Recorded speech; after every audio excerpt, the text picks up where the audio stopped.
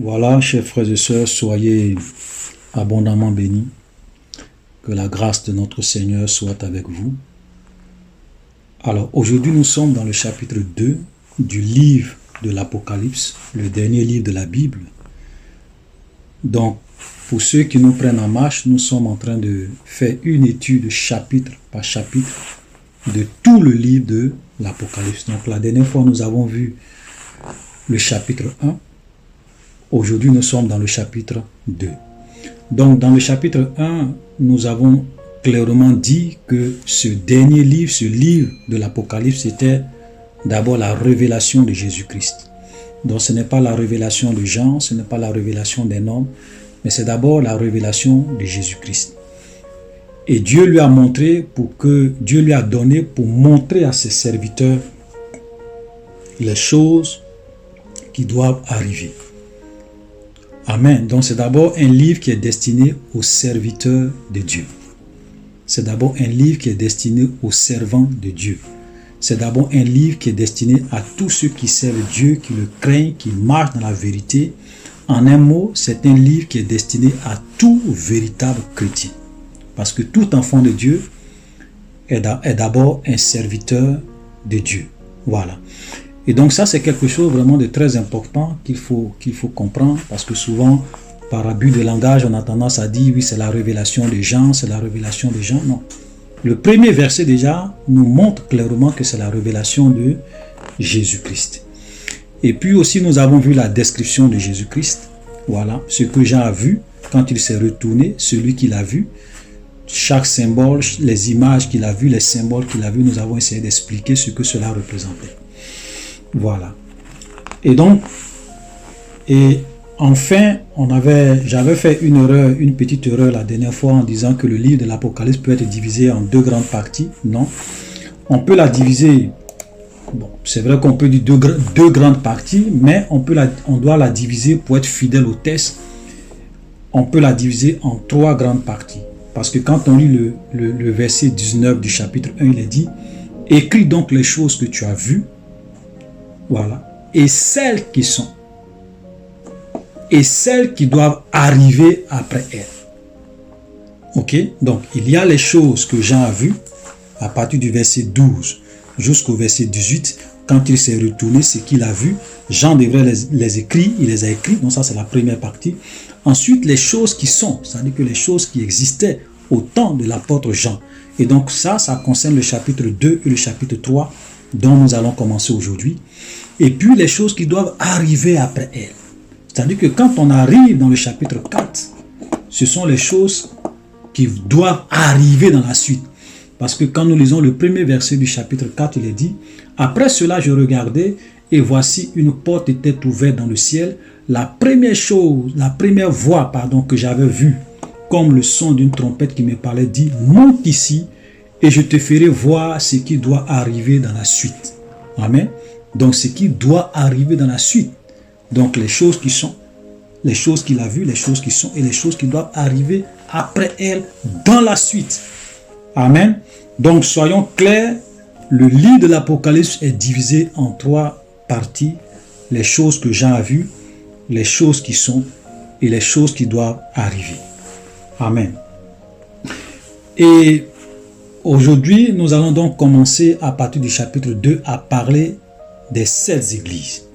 Ce qu'il faut retenir, c'est que ces 7 églises-là, c'est vrai que ces églises-là existaient au temps de l'apôtre Jean, mais ça représente aussi toutes les églises qui ont existé et qui vont exister jusqu'à ce que Jésus-Christ revienne. Donc, tous les âges de l'église sont représentés ou bien sont symbolisés par ces 7 églises, parce que la dernière fois, nous avons vu que le chiffre 7, c'est le chiffre de la perfection. Voilà. Donc, ces 7 églises existaient réellement, mais ces 7 églises également représentent toutes les églises. Toute véritable église de Jésus, voilà, est représentée par ces 7 églises. Amen. Voilà. Et avant de commencer le chapitre 2, nous allons, à partir du chapitre 2, nous allons maintenant voir ce que Jésus va apprécier dans chaque église, ce qu'il va aussi dénoncer dans chaque église, ce qu'il va critiquer dans chaque église. Amen. Et ce qu'on remarque, c'est que Jésus, avant de critiquer, avant de dire ce qui ne va pas, il commence d'abord par apprécier, par dire ce qui va, ce qui est bien. Amen. Donc, les églises font des choses qui sont bien. Voilà. Et le Seigneur les apprécie, le Seigneur les félicite. Mais il y a aussi des domaines où elles ne fonctionnent pas comme Jésus voulait. Donc, Jésus leur dit également ce qui ne va pas. Amen. Donc, c'est ça Dieu. C'est-à-dire que le Dieu que nous adorons, ce n'est pas un Dieu seulement qui est là tout le temps pour dire aux gens, ça c'est pas bon, ça c'est pas bon, ça c'est pas bon, ça c'est pas bon, ça c'est pas bon. Non. Dieu aussi est un Dieu qui apprécie, est un Dieu qui encourage, est un Dieu qui félicite. Amen. Frère, ça c'est vraiment très important. Ok? Donc, et ça doit être aussi quelque chose que nous devrons copier. C'est-à-dire qu'avant même de critiquer, de juger, de condamner, voilà, si tu dois aller voir quelqu'un et que tu vois que ce qu'il fait n'est pas bien, ok? Tu lui dis. Mais si aussi il fait des choses qui sont bien, tu dois aussi avoir le courage de dire que ça c'est bien. Ça c'est bien. Comme le Seigneur Jésus-Christ. Amen. Voilà. Donc dans chaque église, il va dire ce qui est bien pour encourager ces églises, pour les fortifier. Mais il ne va pas cacher ce qui est mauvais. Il ne va pas cacher leurs fautes. Il ne va pas cacher leurs péchés. Il dit la vérité. Alléluia. Dieu ne fait pas du 2 poids 2 mesures. Vous savez, souvent, nous les hommes, souvent quand nous sommes amis avec des gens, quand nous apprécions les gens, on a du mal à leur dire, ok, la vérité quand ça ne va pas. On a du mal à leur dire que ça c'est pas bon, ça c'est pas bon, ça c'est pas bon, ça c'est bon, ça c'est pas bon. Vous voyez, souvent, pour préserver les amitiés, pour préserver, on a peur. Un enfant de Dieu doit être celui qui dit la vérité. Ok? Qui dit la vérité. C'est-à-dire qu'on ne doit pas avoir peur de dire la vérité. Quand un frère est en train de faire le mal, quand un frère est en train de vivre dans le péché, quand un frère est en train de faire quelque chose que Dieu n'aime pas, nous devons être capables de lui dire que ça, c'est pas bon. Quand il fait aussi des choses qui sont bien, nous devrons aussi être capables de dire que ça, c'est bien. Alléluia. Voilà le Jésus que nous suivons. Amen. Voilà. Vous savez, généralement, c'est le diable qui aime tout le temps dire aux gens, c'est pas bon, c'est pas bon, c'est pas bon, c'est pas bon, c'est pas bon. Même si en vous, vous avez des choses que vous faites qui sont bien, que Dieu aime, le diable lui va toujours venir vous dire, c'est pas bon, c'est pas bon, c'est pas bon. Dieu n'aime pas comme ça. Donc, il faut faire la différence entre la voix du diable, qui est une voix d'accusation, qui est une voix de condamnation, qui est une voix de découragement, et la voix de Dieu, qui est une voix qui nous dit la vérité, mais qui nous encourage, qui nous aide, qui nous fortifie. Alléluia. Amen. Voilà. J'ai une fois écouté l'histoire d'un homme de Dieu qui un jour disait que il avait prêché dans son songe. C'est un peu comme si dans son songe, je paraphrase un peu, c'est comme dans son songe, il avait prêché dans une église et les gens étaient vraiment touchés, ils étaient touchés par le message qu'il a donné.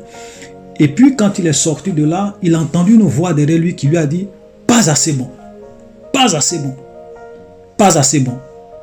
Et puis quand il a entendu cette voix, le découragement, c'est comme si le découragement avait envahi son cœur.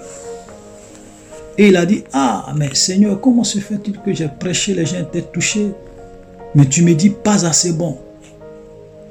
Et il a entendu une voix qui lui a dit, tourne-toi et regarde la personne qui t'a dit pas assez bon. Et quand il s'est retourné, il a vu le diable. Il a pensé au début que c'était la voix de Dieu, mais en réalité c'était la voix du diable. Alléluia. Donc, si vous êtes un véritable chrétien, toute voix qui a tendance à vous décourager, à vous rabaisser, à vous pousser au désespoir, sachez que ce n'est pas la voix de Dieu. Alléluia. Parce que Dieu, il te dit la vérité, mais même quand il te dit la vérité, il y a toujours de l'espoir, il y a toujours de l'encouragement. Il te pousse toujours à la repentance, à revenir à lui, ce n'est pas pour abandonner. Ça, c'est le Dieu que nous servons. Alléluia. Donc, nous devons apprendre à faire cette différence entre la voix du diable et la voix de Dieu. Toute voix qui vous oppresse, toute voix qui a tendance à vous décourager, à vous pousser à abandonner, à rejeter, ce n'est pas la voix de Dieu. Regardez même Caïn, quand Caïn même qui a tué son frère, quand Dieu lui parlait, qu'est-ce que Dieu lui a dit? Dieu lui a dit, Caïn, si tu agis bien, tu vas relever ta tête. Mais si tu agis mal, le péché est couché à ta porte. Et il cherche à te dominer, mais toi, domine sur lui. Amen. Dieu dit, si tu agis bien, tu vas relever ta tête. Mais domine sur le péché. Voilà. Vous voyez donc, Dieu n'est pas celui qui est là pour nous décourager, pour nous... Non. Ça, c'est la voix du diable. Donc, faites beaucoup attention. Et sachez discerner ce qui est de Dieu et ce qui n'est pas de Dieu. Même quand on prêche sur la sainteté, l'objectif de Dieu, c'est que nous puissions revenir à lui. Pas que nous puissions abandonner pour dire non, la vie chrétienne. Non. L'objectif, Dieu nous pousse toujours à revenir à lui. Pas à l'abandon. Amen. Donc nous allons commencer notre étude à partir du verset 1er, écrit à l'ange de l'église d'Éphèse. Voilà, et nous avons vu la dernière fois dans le chapitre 1 que quand on dit ange, il faut remplacer ça par messager, parce qu'il y a deux traductions de ce mot. On peut le traduire par ange, on peut le traduire aussi par messager. Mais ici, c'est le messager de l'église d'Éphèse, c'est-à-dire que la personne qui était chargée d'apporter le message, le prédicateur, les responsables, voilà, c'était des responsables de ces églises-là qui sont ici représentés par messagers de l'église, de ces différentes églises-là. Donc, écrit à l'ange de l'église d'Éphèse, voici ce que dit celui qui tient les 16 étoiles dans sa main droite, celui qui marche au milieu des 7 chandeliers. Et nous avons vu que les 7 chandeliers symbolisent quoi? Symbolisaient les 7 églises. Et il est dit, celui qui marche au milieu des 7 chandeliers. Vous savez, chers frères et sœurs, le Seigneur Jésus-Christ est au milieu de toute véritable église. Il marche au milieu de toute véritable église. Il est au milieu de toute véritable église. Il a dit, là où 2 ou 3 sont assemblés, je suis au milieu d'eux. Et quand le Seigneur est au milieu de son église, ses yeux qui sont comme une flamme de feu voient tout. Il voit ce qui est bien dans une église. Il voit ce qui est mal dans une église. Il voit ce qui est juste. Il voit ce qui n'est pas juste. Il voit ce qui est honorable. Il voit ce qui doit être corrigé. Amen. Voilà. Donc le Seigneur est au milieu de son église. Le Seigneur est dans la vie de chaque enfant de Dieu. Il voit ce que tu fais qui n'est pas bon. Il voit ce que tu fais qui est bien. Alléluia. Voilà. Donc, et ça, nous devons garder ça en esprit. Je dis bien toute véritable église. Parce que ne nous trompons pas.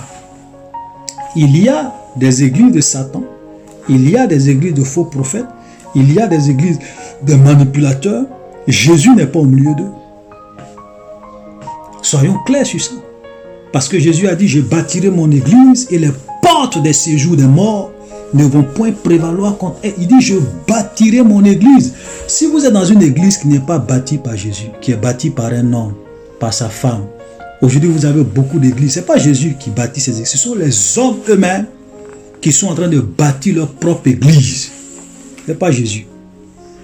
Ces gens d'église-là, Jésus n'est pas au milieu d'eux. Frère, je préfère vous dire la vérité. Ne pensez pas que Jésus est au milieu de toutes les églises. C'est faux. Seules les églises qu'il reconnaît comme étant son église, il est au milieu d'eux. Il marche au milieu de cette église, de ces églises. Amen. Verset 2. Je connais tes œuvres, ton travail et ta persévérance. Voilà une église qui vraiment portait de bonnes œuvres. C'était une église qui travaillait, peut-être à évangéliser, à propager l'évangile, une église qui priait. Une église, il dit, ta persévérance, une église qui persévérait dans la vérité, dans la sainte doctrine. Ok, tout, voilà. je sais que tu ne peux supporter les méchants et que tu as éprouvé ceux qui se disent apôtres et qui ne le sont pas et que tu les as trouvés menteurs. Verset 3, tu as de la persévérance et que tu as souffert à cause de mon nom et que tu ne t'es point lassé. Alléluia, voilà une église. Mais regardez ce que Jésus dit de cette église. Il dit, je sais que tu ne peux supporter les méchants. Ce n'est pas une église qui badinait avec le péché. C'était une église qui était très stricte. Une église qui ne tolérait pas les méchants, le péché, l'iniquité au milieu d'elle. Voilà une véritable église, frère. Une église véritable que Dieu aime ne peut pas tolérer le péché, ne peut pas laisser le péché se propager, ne peut pas excuser le péché. Jésus dit, et Jésus apprécie ça, il dit, c'est bien, parce que tu ne supportes pas les méchants. Tu ne supportes pas les pécheurs. Tu ne supportes pas les orgueilleux. Tu ne supportes pas les arrogants. Tu ne supportes pas les cupides. Tu ne supportes pas les méchants. Alléluia. Frère, si vous êtes dans une église, je l'ai déjà dit, une église qui supporte les méchants, qui excuse le péché, qui ne prêche pas sur la sainteté, sur la crainte de Dieu, une église qui ne te pousse pas à craindre Dieu, frère, quitte cette église. Quitte cette église. Va dans une église où on te prêche la vérité, où on te prêche la sainteté, où on te prêche la crainte de Dieu, où on te prêche à aimer Dieu de tout ton cœur et à le servir véritablement. Amen. Et que tu as éprouvé ceux qui se disent apôtres et qui ne le sont pas, et tu les as trouvés menteurs. Vous savez, souvent, il y a des gens, quand on critique des enseignements, j'ai envie de dire diaboliques, de certains pasteurs, il y a des gens qui disent que oui, nous on juge les gens. Oui, vous jugez les gens.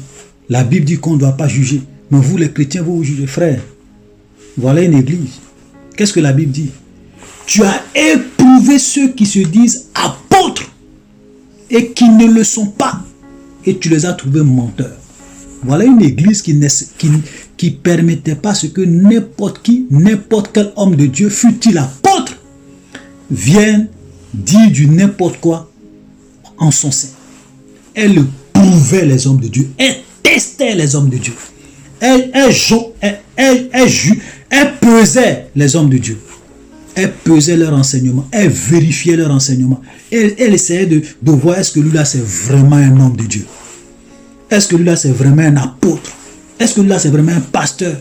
Et la Bible dit, tu les as trouvés menteurs. Ça veut dire que des gens qui disaient qu'ils sont apôtres, mais en réalité qui n'étaient pas des vrais apôtres, qui n'étaient pas des apôtres appelés par Dieu. Et cette église a réussi à les démasquer. C'est pas les chrétiens d'aujourd'hui qui jouent avec les faux pasteurs, qui jouent avec les faux prophètes. Et Jésus a apprécié ça. Il dit, tu as éprouvé ceux qui se disent apôtres et qui ne le sont pas. Et tu as vu qu'ils étaient des menteurs. Frère, là, qu'est-ce que la Bible nous dit quand nous lisons 1 Jean chapitre 4, le verset 1? Il dit, bien-aimé, 1 Jean chapitre 4, le verset 1 nous dit, bien-aimé, n'ajoutez pas foi à tout esprit, mais éprouvez les esprits pour savoir s'ils sont de Dieu, car plusieurs faux prophètes sont venus dans le monde. Pourquoi nous devons éprouver les hommes de Dieu? Pourquoi nous devons éprouver les pasteurs? Pourquoi nous devons éprouver les soi-disant prophètes? Parce que plusieurs faux prophètes, plusieurs faux hommes de Dieu, plusieurs faux pasteurs sont venus dans le monde pour tromper, pour séduire les chrétiens. Frère, vous pensez que le diable s'amuse? Il y a des chrétiens qui pensent que le diable sur la terre, il est là pour s'amuser. Frère, Satan n'est pas là pour s'amuser. Les gens qui sont dans le monde, qui ne croient pas en Dieu, sont déjà sous son contrôle. Ceux qui échappent au contrôle du diable, ce sont les vrais chrétiens. C'est pour cela qu'il envoie beaucoup de faux prophètes, beaucoup de menteurs dans les églises pour égarer ceux qui échappent à son contrôle. C'est pour cela que cette histoire de faux prophètes, on ne doit pas s'amuser avec. Non, vous jugez les hommes. Donc, c'est ce que je disais une fois. J'ai dit, donc toi, tu es prêt à laisser un violeur venir dans la maison de ton papa et puis violer tes frères, violer tes soeurs. C'est une image que je prends. Hein. Violer tes soeurs, voler ce qu'il veut et puis partir. Tu peux accepter ça. Mais souvent, c'est ce que beaucoup de chrétiens font. C'est-à-dire que quand quelqu'un vient dans la maison de leur père qui est leur Dieu, il couche avec les femmes, il couche avec les jeunes filles, il manipule les femmes, il manipule les gens pour les soutirer de l'argent, pour s'enrichir. Il vient même souvent avec des pouvoirs démoniaques pour distraire les gens. Et les chrétiens se taisent. Non, on ne doit pas juger. On ne doit pas juger. Frère, vous ne connaissez pas Dieu. Et souvent, quand vous entendez des gens parler comme ça, qu'est-ce que ça prouve? Ça prouve qu'en réalité, ils n'ont pas la mentalité d'un enfant de Dieu. Parce qu'un véritable enfant de Dieu va obéir à 1 Jean 4:1. Bien-aimé, n'ajoutez pas foi à tout esprit, mais éprouvez les esprits pour savoir s'ils sont de Dieu, car plusieurs faux prophètes sont venus dans le monde. Et c'est ce que cette église faisait. Cette église d'Éphèse éprouvait ceux qui se disaient hommes de Dieu pour savoir s'ils ne sont pas des menteurs. Aujourd'hui, les chrétiens, on permet à n'importe qui, des gens viennent, se font passer pour des pasteurs. Ils enseignent la polygamie, ils enseignent la prospérité, ils enseignent l'évangile du confort, ils enseignent le leadership, ils enseignent l'élévation, et souvent des doctrines qui n'ont rien à voir avec la vie. Et vous voulez qu'on se taise. Vous pouvez vous taire, mais moi je vais obéir, je vais faire comme l'église d'Éphèse. On va les éprouver pour savoir s'ils sont réellement des vrais hommes de Dieu. Frère, éprouvez chaque homme de Dieu, même moi-même qui vous parle. C'est pas la peine de dire oui, prêche. Frère, tu me testes, tu me prouves. Le jour que je viens dire quelque chose qui n'est pas vrai, tu dis, oh frère, faut même pas. Moi je dis, je suis simplement un frère qui crie dans le désert. Ok? Tu dis, frère, ce que tu as dit ici, là, c'est pas vrai. Et tu me dis, pourquoi tu penses que c'est pas vrai? Alléluia. Voilà. Frère, soyons rigoureux. Ne nous amusons pas. Aujourd'hui, parce que nous, les chrétiens, on n'est pas rigoureux, n'importe qui, les gens sont venus dans la maison de Dieu, ils font n'importe quoi, et puis on les laisse faire. Faisons beaucoup attention. Alléluia.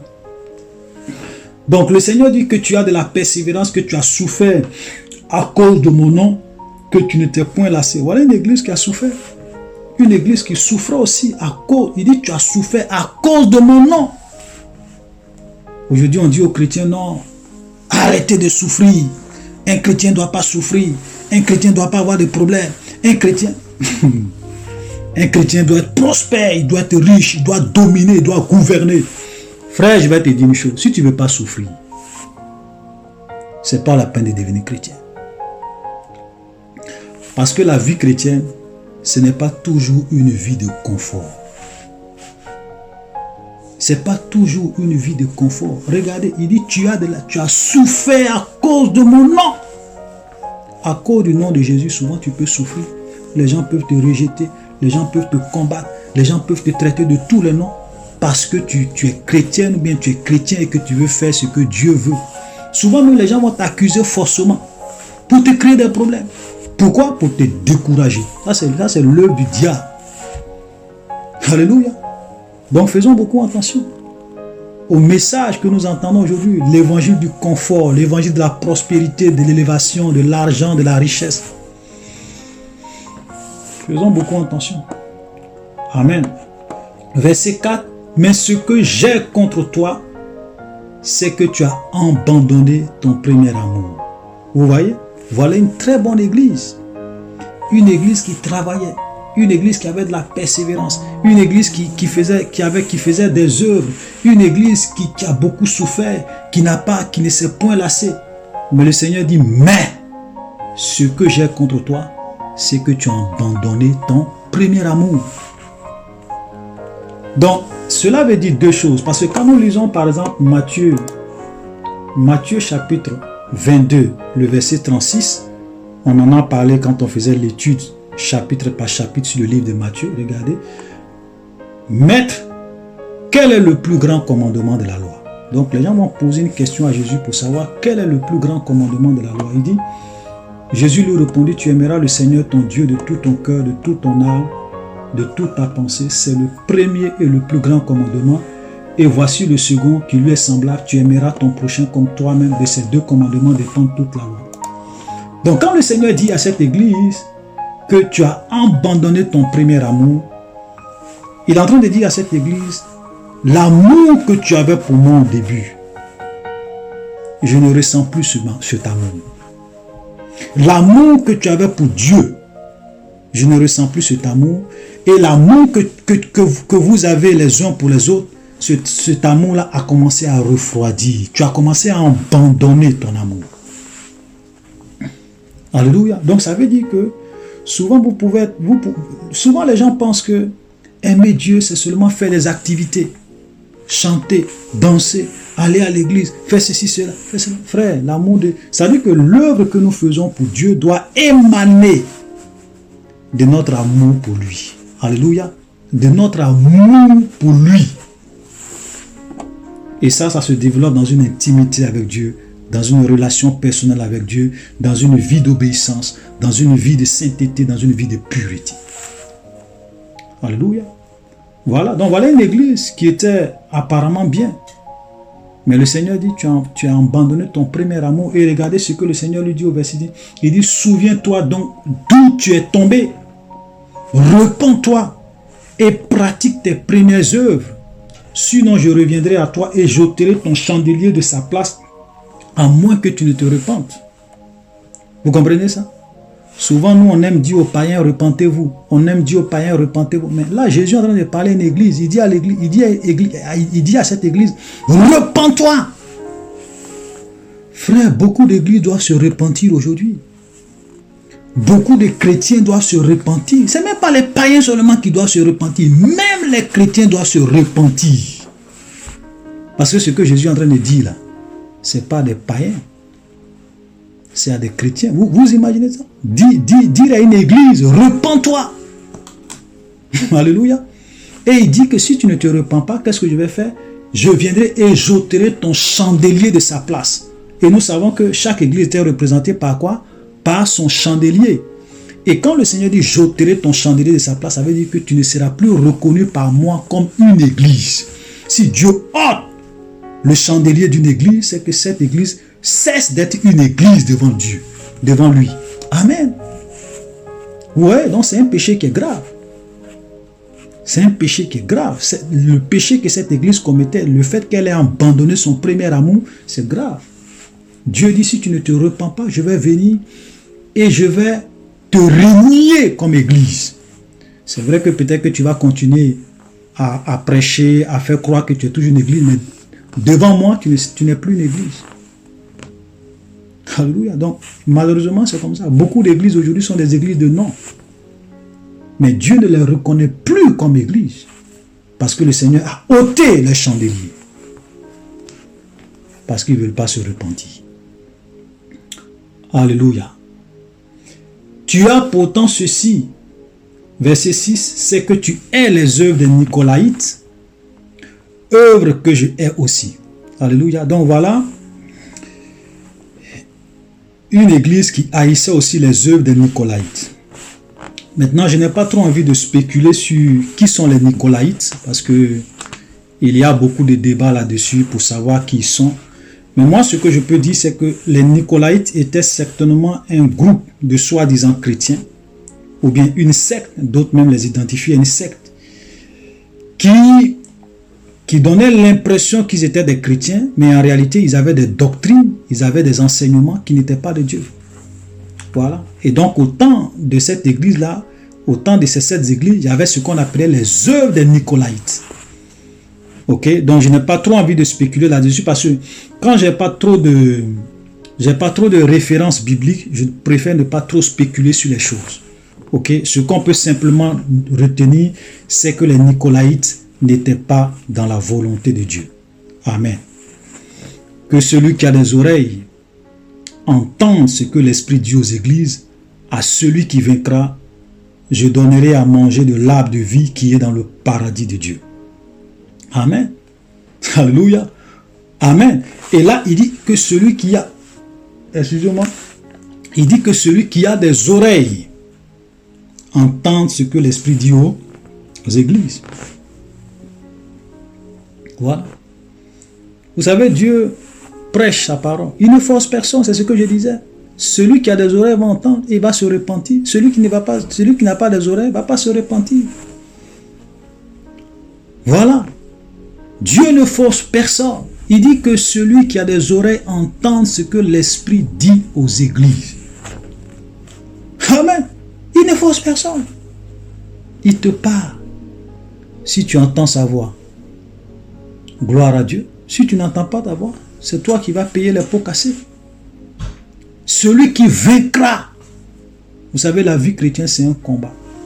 C'est une guerre. Mais celui qui va vaincre, celui qui va tenir jusqu'à la fin, je lui donnerai à manger de l'arbre de vie qui est dans le paradis de Dieu. Amen.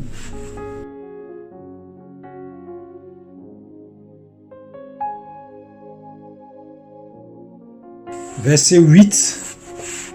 Écrit à l'ange de l'église de Smyrne, voici ce que dit le premier et le dernier, celui qui était mort et qui est revenu à la vie. Je connais ta tribulation et ta pauvreté, bien que tu sois riche, et les calomnies de la part de ceux qui se disent juifs et ne le sont pas, mais qui sont une synagogue de Satan. Ne crains pas ce que tu vas souffrir. Voici le diable jettera quelques-uns de vous en prison, afin que vous soyez éprouvés et vous aurez une tribulation de 10 jours. Sois fidèle jusqu'à la mort, et je te donnerai la couronne de vie. Que celui qui a des oreilles entende ce que l'Esprit dit aux églises. Celui qui vaincra n'aura pas à souffrir la seconde mort. Voilà, celui qui vaincra, excusez-moi, n'aura pas à souffrir la seconde mort. Voilà. Donc, quand nous lisons l'église de Smyrne, ce que nous pouvons remarquer, nous voyons que c'est une église à laquelle le Seigneur ne fait pas de reproches. C'est une église qui n'a pas de point négatif. Tout est positif vraiment dans cette église. Et c'est vraiment extraordinaire. Donc c'est une très bonne église parce que le Seigneur ne fait qu'apprécier. Donc parmi les 7 églises, il y a 2 églises comme ça. Il y a l'église de Smyrne et puis il y a l'église de Philadelphie. Où le Seigneur ne fait pas de reproches, c'est-à-dire qu'il n'y a rien de négatif dans ces églises. Extraordinaire. Donc ça veut dire que vous pouvez aller dans une église où tout ce qui est dans cette église, Dieu apprécie. C'est une église que le Seigneur aime. Le Seigneur trouve dans cette église que des points positifs. Alléluia. Si toutes les églises pouvaient être comme ça, comme l'église de Smyrne, je pense que ça allait vraiment réjouir le cœur de Dieu. Amen. Et qu'est-ce que nous remarquons? Nous remarquons 3 choses au niveau de cette église. D'abord, je connais ta tribulation, première des choses. Ta pauvreté, deuxième chose, et les calomnies de la part de ceux qui se disent juifs et ne le sont pas, mais qui sont une synagogue de Satan. Donc, c'était une église qui passait par beaucoup de tribulations, beaucoup de souffrances, beaucoup de difficultés, beaucoup de problèmes. C'est ça la tribulation. Vous voyez, ça veut dire que même les chrétiens de l'église primitive, beaucoup parmi eux, étaient des gens qui passaient par des moments difficiles, ils étaient persécutés par des rois, ils étaient vraiment pourchassés, ils souffraient pour le Seigneur. Et tout ça, c'était des choses souvent qui est organisé par le diable. Vous savez, la tribulation, c'est la colère du diable, la colère des hommes. Ce n'est pas la colère de Dieu. Souvent, les gens confondent la tribulation et la colère de Dieu. La tribulation n'est pas la colère de Dieu. Voilà, la grande tribulation n'est pas la colère de Dieu. Donc les gens souvent confondent la grande tribulation et puis la colère de Dieu. C'est pas la même chose. La tribulation, c'est la colère du diable, c'est la colère des hommes.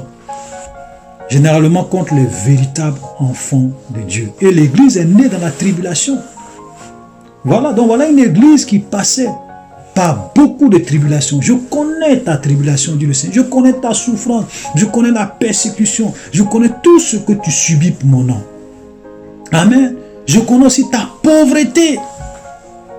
Une église qui passait par des tribulations. Une église qui était pauvre. Alléluia. Frère, c'est pour cela que cette doctrine, et souvent je le dis et je le répète, parce que c'est une doctrine diabolique. Je pèse bien mes mots. L'évangile de prospérité, où on dit aux chrétiens, un chrétien doit être riche, et que quand tu n'es pas prospère, quand tu n'es pas riche, c'est que tu n'es pas dans la volonté de Dieu, tu es sous la malédiction. C'est une doctrine diabolique. Aujourd'hui, pour pervertir l'église. Voilà une église. Et souvent, il y a tellement de références dans la Bible, où on voit que les églises passaient par des moments difficiles, ils étaient pauvres. Même la Bible même dit que les chrétiens de la Macédoine étaient dans une pauvreté profonde. Voilà. Donc, et je le dis, je le répète, un chrétien peut être riche. Un chrétien peut être prospère. Dans la Bible, il y a des chrétiens, il y a des disciples de Jésus qui étaient il y avait un disciple de Jésus qui était riche. Donc, les chrétiens peuvent être riches. Mais un chrétien aussi peut être pauvre. On ne peut pas regarder un chrétien et puis dire que non, si tu es pauvre, tu n'es pas dans la volonté de Dieu, tu es sous la malédiction. C'est un mensonge. Parce que, comme j'ai l'habitude de le dire, la pauvreté, la richesse peut s'expliquer par beaucoup de paramètres. Tu vois quelqu'un qui est pauvre, est-ce que tu connais son histoire? Amen. Je ne vais pas refaire l'enseignement sur les mensonges de l'évangile de prospérité, j'en ai suffisamment parlé. Mais voilà un exemple, une église qui était... Jésus dit, je connais ta pauvreté. C'est-à-dire que quand les hommes regardaient cette église, physiquement, elle était pauvre. Mais Dieu dit, bien que tu sois riche. Alléluia. C'est-à-dire que quand les gens te regardent, matériellement, tu es pauvre. Mais moi, pour moi, Dieu, tu es riche. Alléluia. C'est pour cela que j'ai dit, la véritable richesse, elle est spirituelle. Elle n'est pas forcément matérielle. Et c'est ce que les gens vous prennent pour vous tromper. Voilà une église, elle est pauvre. C'est-à-dire qu'on la regarde physiquement, elle est pauvre. Mais Dieu dit, tu es riche. Pour les hommes, elle est pauvre. Mais pour Dieu, elle est riche. Donc la véritable richesse, ce n'est pas vos richesses matérielles. Ce n'est pas vos richesses matérielles qui vont passer, qui, comme Jésus pouvait le dire, où la teigne et la ruine détruisent. La vraie richesse, elle est spirituelle. Elle nous attend là-haut. Voilà, soyons clairs là-dessus. Voilà une église. Elle passait par beaucoup de difficultés. Elle était dans une pauvreté. Elle était pauvre. Amen. Voilà. Mais est-ce que parce qu'elle était pauvre, elle n'était pas dans la volonté de Dieu? Jésus ne l'a pas. Il n'y a aucun défaut que Jésus mentionne sur cette église qui est pauvre. Alléluia. Frère, arrêtez de vous faire tromper. Arrêtez avec cet évangile de prospérité. Au lieu de prêcher le salut, au lieu de pousser les gens à craindre Dieu, à vraiment tout faire pour être prêt quand Jésus va revenir, à se sanctifier, à se purifier, à craindre Dieu, les gens viennent vous distraire. Mariage, voyage, tu seras élevé, tu vas voyager, tu vas. C'est comme si Jésus est venu seulement pour qu'on se marie, pour qu'on voyage, pour qu'on amasse des milliards sur la terre. Jésus n'était pas riche, ses apôtres n'étaient pas riches, les chrétiens primitifs n'étaient pas riches. Beaucoup de chrétiens dans l'église primitive, n'étaient pas riches. Disons la vérité aux gens. Un chrétien peut être riche, un chrétien peut être pauvre. Mais venir dire qu'un chrétien doit être riche, c'est une doctrine démoniaque. Alléluia. Donc, la deuxième chose, donc, elle passait par beaucoup de tribulations. Elle était pauvre, physiquement, matériellement pauvre. Et regardez les calomnies de la part de ceux qui se disent juifs et ne le sont pas. Donc voilà une église qui était beaucoup calomniée. Les gens la persécutaient, les gens disaient du n'importe quoi sur elle. Et quand les juifs, voilà. Et l'église primitive a été beaucoup combattue par les juifs qui obéissaient à la loi de Moïse. Et la Bible dit qu'ils ne le sont pas. À notre temps, on allait dire quoi? Que voilà une église qui était beaucoup combattue par les soi-disant églises les soi-disant chrétiens, les soi-disant pasteurs. Frère, vous savez, si vous êtes un homme de Dieu qui voulait faire la volonté de Dieu, qui voulait prêcher la vérité, qui ne veut pas vous compromettre avec certains messages, souvent les gens qui vont vous combattre, les gens qui vont vous calomnier, les gens qui vont vous traiter de tous les noms, ce n'est pas forcément les païens. Ce sont les soi-disant pasteurs, les soi-disant prophètes, les soi-disant chrétiens qui vont vous combattre. Comme cette église, il dit les calomnies de la part de ceux qui se disent juifs et qui ne le sont pas, mais qui sont quoi? Qui sont une synagogue de Satan. Quand vous prêchez la vérité, les faux prophètes, qui sont en réalité une synagogue de Satan, ils vont venir vous combattre. Moi, c'est pour cela que souvent quand je reçois certains commentaires de certains pasteurs, je préfère supprimer leurs commentaires et puis les bannir de ma page. Parce que souvent, quand je fais mes vidéos, il y a des pasteurs qui viennent. Ils veulent se jouer les connaisseurs. Ils veulent se jouer les pharisiens, les scribes.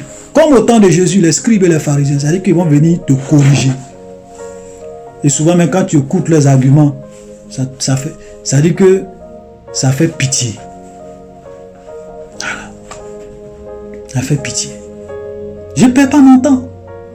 Vous savez, moi, comme je l'ai dit dans la vidéo précédente, j'ai dit, moi, je ne perds pas mon temps à faire des débats inutiles. Quand je vois des gens qui viennent sur ma page, les soi-disant pasteurs, les soi-disant prophètes, les soi-disant bishops, qui viennent faire des commentaires bizarres, bidons, pour distraire les gens sur ma page, je supprime leurs commentaires, je les bannis. Voilà. Allez-y, qu'ils aillent prêcher leur évangile de prospérité aux gens.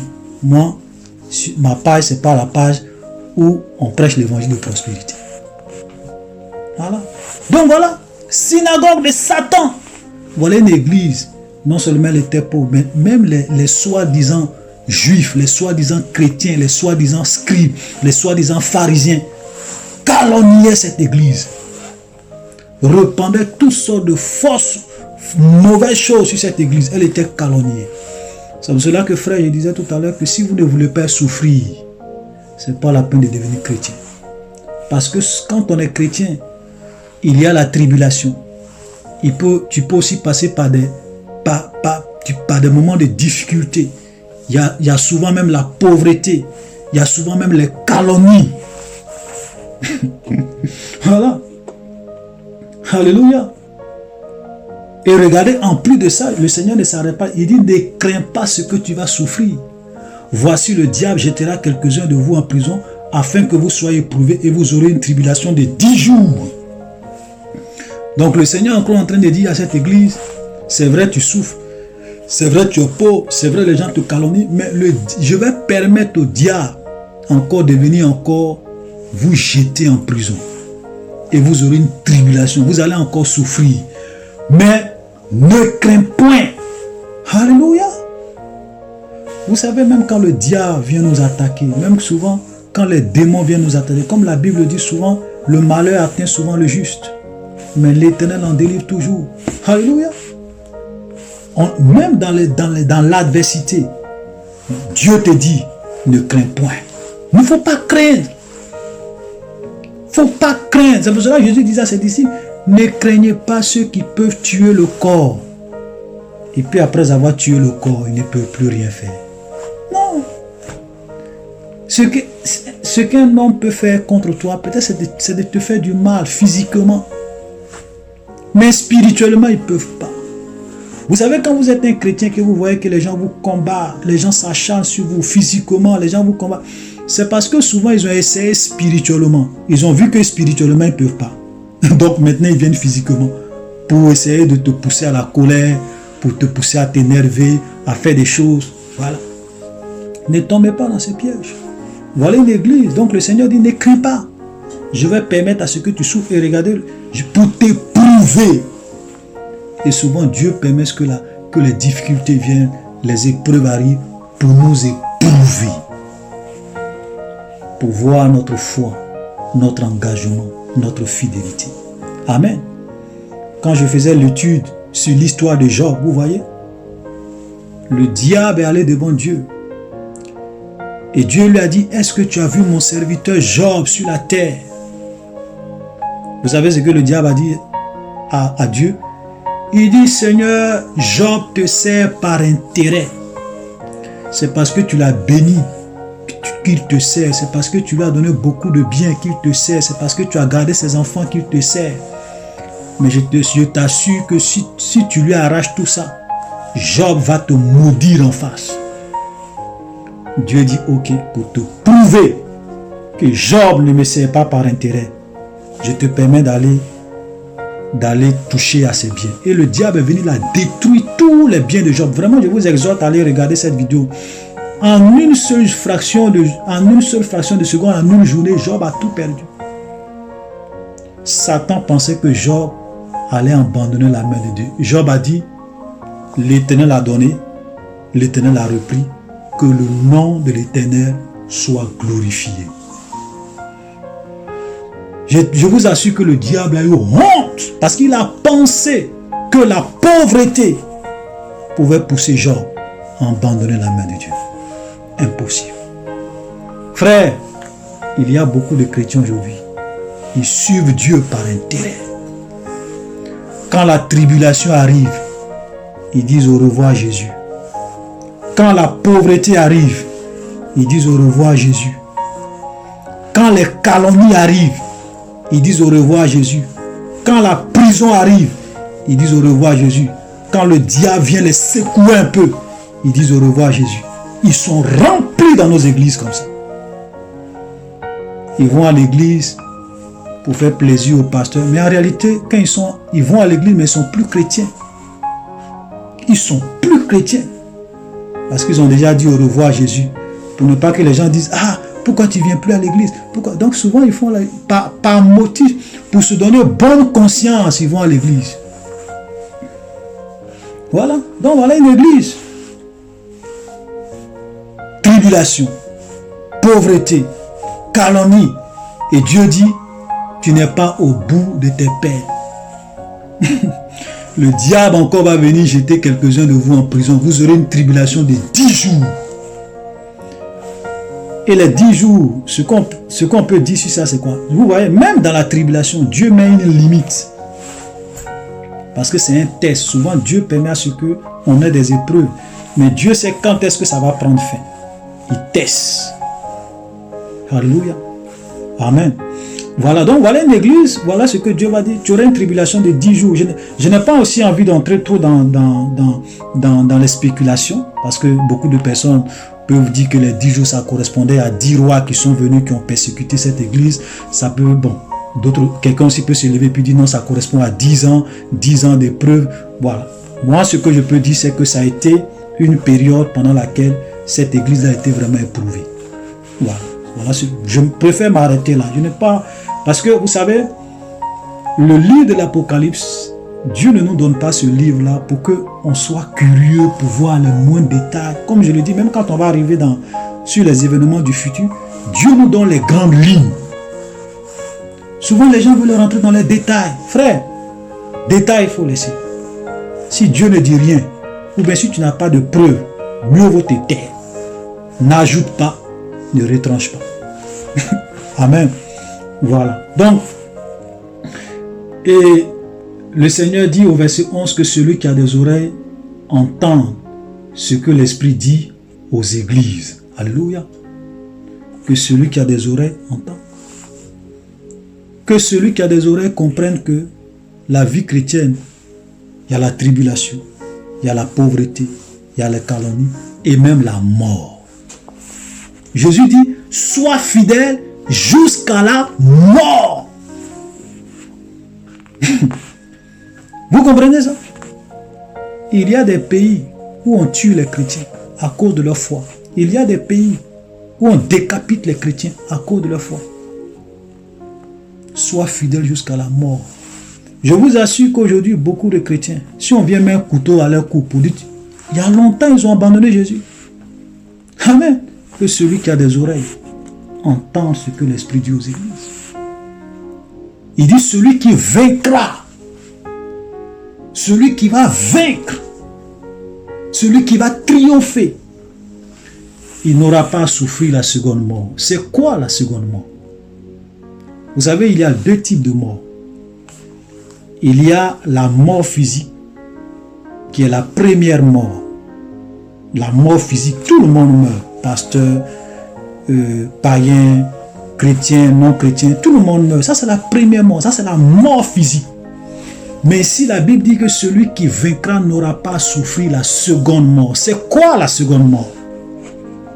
La seconde mort se trouve dans Apocalypse, chapitre 21. La définition de la seconde mort se trouve dans Apocalypse, chapitre 21, le verset 8.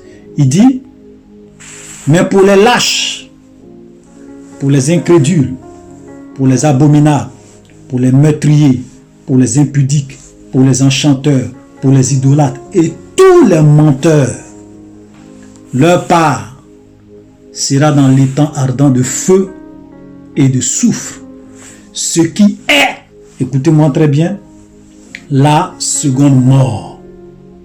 Ça veut dire que la seconde mort dont il est question ici, c'est l'étang de feu et de soufre. C'est-à-dire que c'est le feu éternel. Amen.